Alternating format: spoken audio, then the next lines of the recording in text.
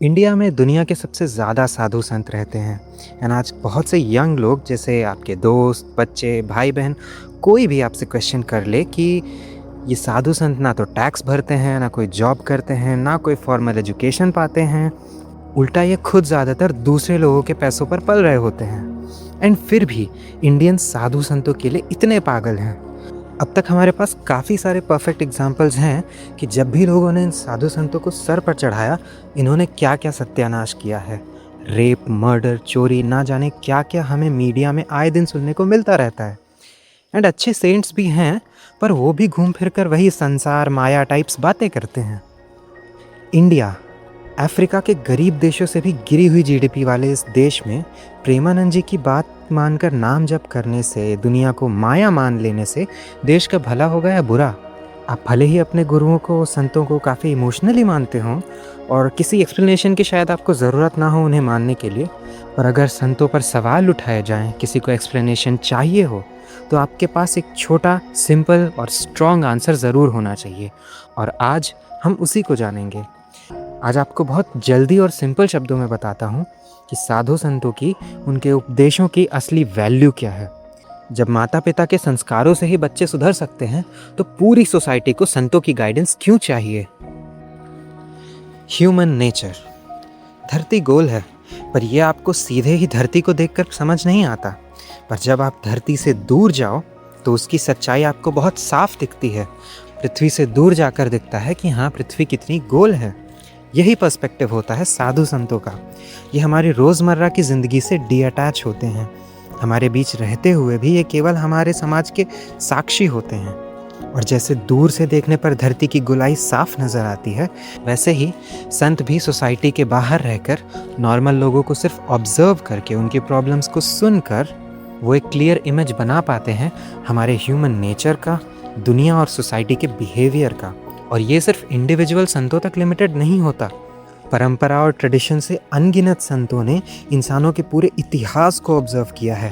बड़े बड़े राजाओं की हार से लेकर लोगों की लालच, दिखावा, सब कुछ ना सिर्फ इन्हें पता होता है, बल्कि इन्हें कैसे अवॉइड करना है, सोसाइटी या इंडिविजुअल्स की कौन सी गलती किन प्रॉब्लम्स को क्रिएट कर सकती है, ये उसके जीते जाते एनसाइक्लोपीडिया होते हैं।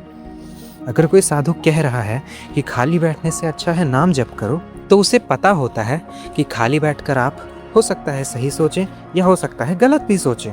पर अगर आप ईश्वर का नाम लेंगे तो आपका चित्त यानी मन शुद्ध रहेगा, और शुद्ध मन से आप सोसाइटी में एक रिस्पेक्टफुल पोजीशन पर आ पाएंगे। ऐसा नहीं है कि साधु संत बस खाली बैठ जाते हैं, उनकी अपनी कोई बिजी लाइफ नहीं होती। उनकी अपनी एक पूरी तरह से व्यस्त जीवन होता है जो पूरी तरह से भगवान को समर्पित होता है। पर दुनिया को छोड़ने के बाद भी, अपना कोई घर परिवार ना होने पर भी, केवल दया से लोगों की भलाई के लिए साधु संत उपदेश देते हैं। अपने माता पिता, टीचर्स, हर कोई आपको वही ज्ञान देगा जिससे अपना और उनका भी भला हो सके। पर केवल संत हैं जो आपसे सिर्फ आपके भले की बात करते हैं। जितना भी फेम और दौलत आप संतों के अराउंड देखते हैं, और ना जाने कितने लोग उन्हें इसके लिए कोसते भी हैं, ये दौलत उनकी बनाई हुई नहीं होती, बल्कि लोगों के जीवन में उनका जो इन्वॉल्वमेंट रहा है, जो लोगों को साइकोलॉजिकली स्ट्रांग बनाता है, सेल्फ डिपेंडेंट बनाता है, वो लोग भक्ति भाव में आकर अपने गुरुओं को, संतों को अपने तरीके से सेवाएं देते हैं। एक सच्चा संत दौलत होते हुए और ना होते हुए भी एक जैसा ही रहता है, जिसे भगवद गीता में स्थितप्रज्ञ कहा गया है। ये बात सही है कि हमने साधु संत के वेश में कुछ क्रिमिनल्स को भी देखा है, शायद आज भी कुछ हों, पर वो सिर्फ मुट्ठी भर ही हैं। हर प्रोफेशन, चाहे डॉक्टर हो या ब्यूरोक्रेट, करप्शन होता ही है। पर इसका क्या ये मतलब है कि हम सभी डॉक्टर्स को फ्रॉड मानकर दवाएं खाना ही छोड़ दें? इसलिए संतों को समय देकर जानिए, परखिए, उनकी परंपरा को समझिए, और आपको रियलाइज़ होगा कि साधु संत इस सोसाइटी का मॉरल कंपस का बीच का बिंदु है।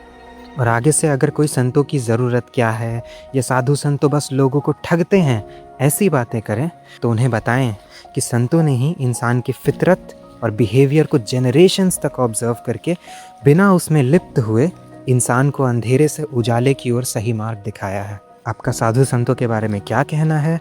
आप किन संतों से सबसे ज़्यादा प्रभावित हैं? कमेंट्स में ज़रूर बताना, मैं भी उन्हें सुनना चाहूँगा। और वीडियो अगर आपको सही लगे तो प्लीज़ सब्सक्राइब करिएगा, और पसंद आया तो लाइक भी कर दीजिएगा। राधे राधे।